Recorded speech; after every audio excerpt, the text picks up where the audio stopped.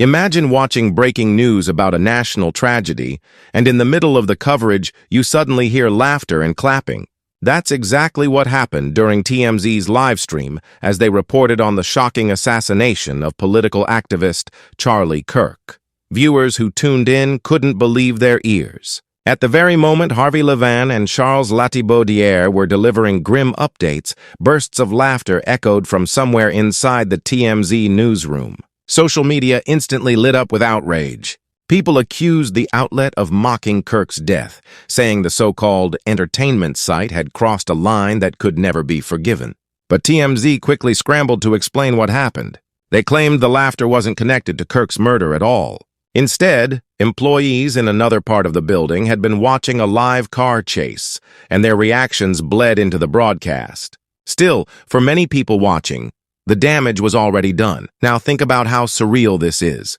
A major figure like Charlie Kirk, just 31 years old, standing on stage at Utah Valley University, addressing a packed audience, and in an instant his life was taken with a single shot from a high-powered rifle. A national tragedy unfolding in real time? And yet the sound that cut through TMZ's newsroom wasn't solemn silence, but laughter. Even if the laughter had nothing to do with the assassination, the optics were disastrous. It felt disrespectful, it felt tone-deaf, and it left millions of viewers furious. Can an apology fix that kind of mistake, or has TMZ permanently damaged its credibility? TMZ's statement was carefully worded. Harvey Levin and Charles Lati-Baudière emphasized that the clapping and cheering heard during their live stream were tied to a high-speed chase being monitored in another part of the newsroom. They insisted no one at TMZ would ever cheer for an assassination.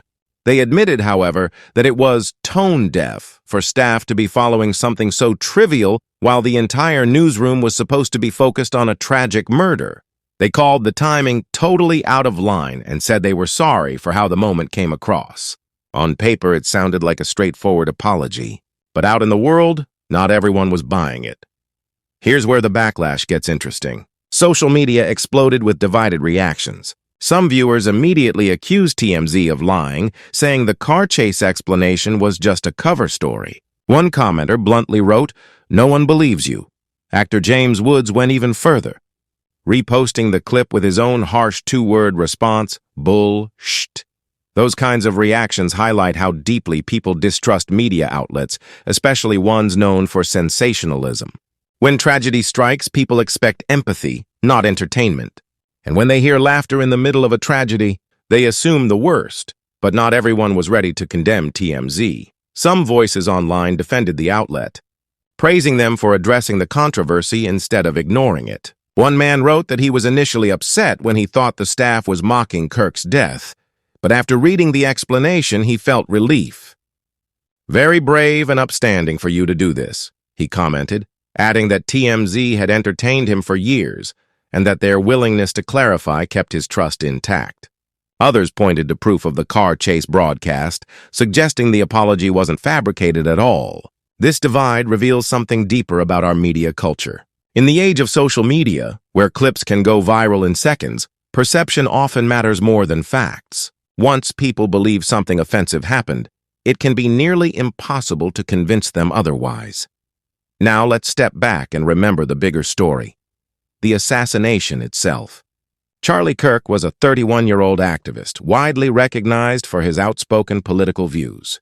His death wasn't just a personal tragedy for his family and supporters, it was a national shockwave. He was shot in front of a live audience on stage while addressing students at Utah Valley University. Panic erupted in the crowd, with screams filling the auditorium as people ducked for cover. Authorities have described the weapon used as a high-powered rifle, a chilling detail that raises questions about planning, about security, and about whether more could have been done to prevent the attack. And as of now, the killer is still at large. The FBI has taken over the investigation, releasing 2 photos of a person of interest. They believe this individual may have been directly involved in Kirk's murder.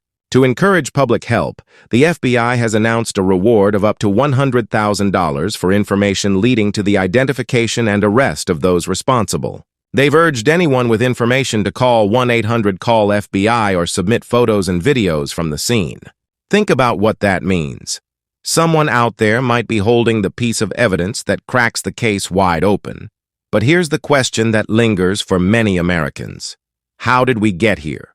How did political violence escalate to the point where an activist could be shot and killed while speaking at a university? And how does the media, from TMZ to cable networks, play into this tension?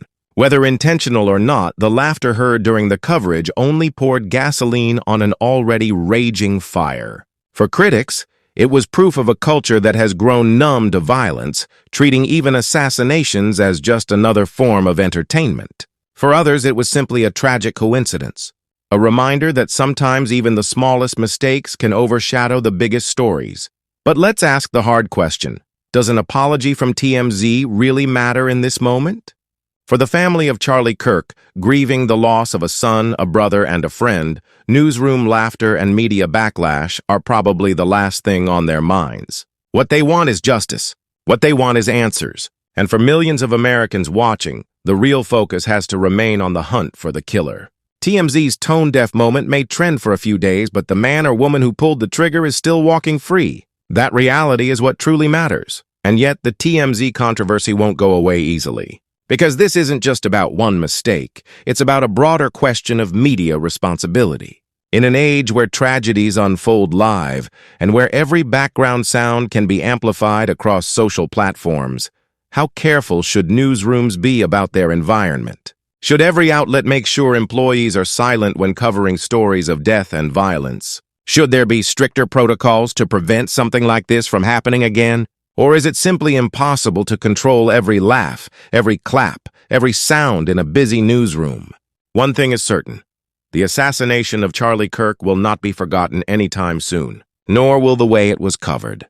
The FBI's manhunt, the weapon used, the public fear, and yes, even TMZ's laughter will all become part of the story. And as more details emerge about the shooter's motive, about how the rifle was obtained, about whether this was the act of a lone wolf or part of something larger, the public will continue to watch closely. So here's where we leave things tonight. A young activist's life was cut short in a horrifying act of violence. A media giant stumbled badly in its coverage, sparking outrage and disbelief. And a killer remains on the loose, with the FBI racing against time to bring them to justice. The sounds of laughter may fade from memory, but the shock of this assassination will haunt the nation for years to come. The question is, what will we do with that shock? Will we allow it to divide us further, or will it force us to confront the culture of violence that allowed it to happen? Only time will tell.